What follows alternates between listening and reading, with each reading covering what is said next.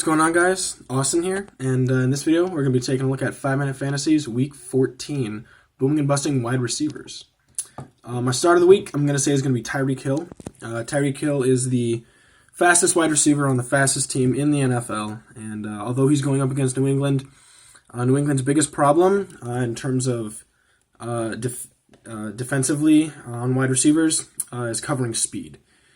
So, I think Tyreek Hill, I don't think he's going to be having like the best game receivers ever had.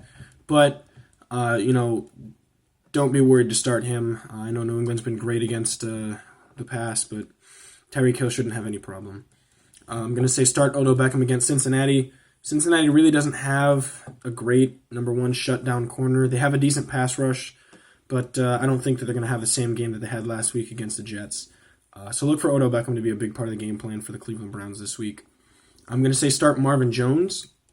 Marvin Jones has been probably a top 15, I want to say, receiver, even in the absence of, since the time span of Matthew Stafford going down.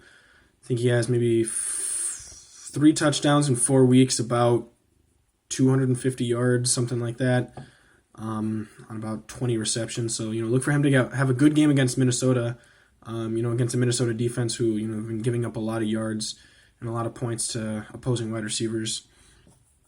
Start Devonta Parker, the Miami Dolphins wide receiver, against the Jets.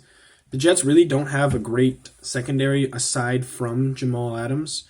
Jamal, he plays strong safety, so he's not going to be someone sitting on a wide receiver covering him. I'm going to say you're going to want to start Calvin Ridley as well, going up against Carolina. I don't know how much Julio Jones is going to be a part of the game plan for the rest of the year. He's already banged up. He's a veteran. He doesn't have anything to prove. I think he already got his contract. I wouldn't be surprised if they, tried to restrict his minutes for the rest of the year. But Calvin Ridley, is a great young number 2 option. So look for him to be putting up some points against Carolina this week. And then I'm going to say you're going to want to sit Tyler Lockett. Tyler Lockett has to go up against Jalen Ramsey. There's not a lot of bright spots on the Rams defense besides, the 2 stars, which are Aaron Donald and now Jalen Ramsey.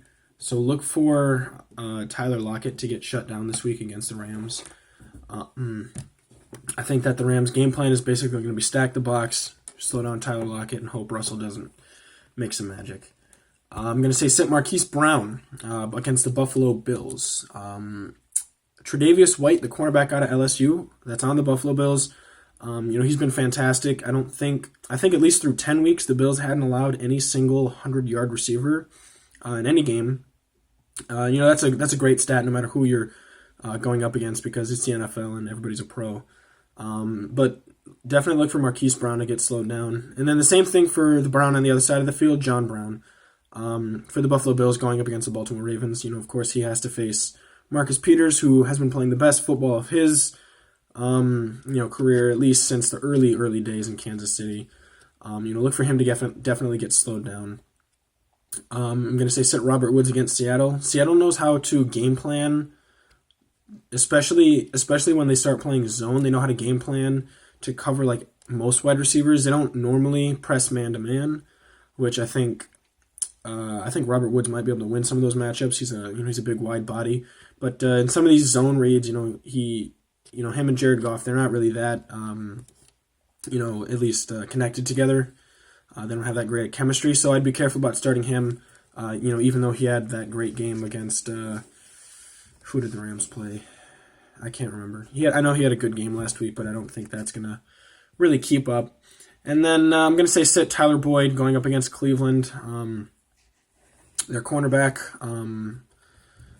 what's his name? I can't think of his name. Denzel Ward out of Ohio State is back. He should be healthy by now, and I know this is going to be another one of those statement games for Cleveland where, they blow out a bad team and everyone's like, oh, they're back in the playoff race. That's what Cleveland's hoping for. Cleveland wants to get talked about. I don't expect Tyler Boyd to do very well this week.